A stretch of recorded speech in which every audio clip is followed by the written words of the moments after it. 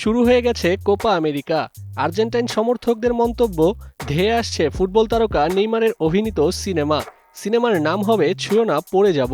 Copa আমেরিকায় শুরুটা ভালো হলো না ব্রাজিলের। প্রথম ম্যাচেই কোস্টারিকার বিরুদ্ধে ড্র করেছে তারা। আর দর্শক আসনে বসে ব্রাজিলের ছন্নছাড়া ফুটবল দেখে মুখ ঢাকলেন নেইমার। চোটের কারণে তিনি খেলতে পারছেন না। নেটিজেনদের মুখে হরহামেশা একটা প্রবাদ শোনা যায়, ব্রাজিলিয়ানদের দাদার ছিল অনেক, বাবার আছে অল্প। বর্তমান ব্রাজিলিয়ানদের আছে মুখভরা গল্প। হয়তো প্রবাদটা সত্যি।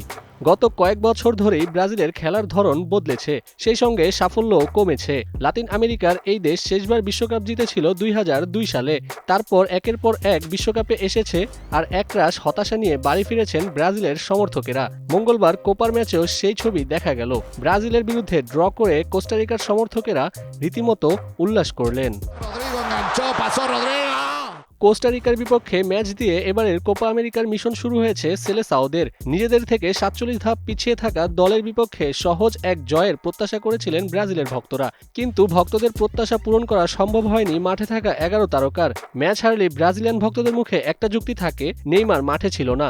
ভক্তদের কথার যুক্তিতে নেইমার একাই সব, বাকি খেলোয়াড়রা যেন শোপিজ মাত্র। মাঠে নেইমার একাই গোলকিপার, মিডফিল্ডার, ডিফেন্স, স্ট্রাইকার। একের পর এক গোল মিসে হতাশ করেছেন ব্রাজিলের তারকায় ঠাসা দলটি।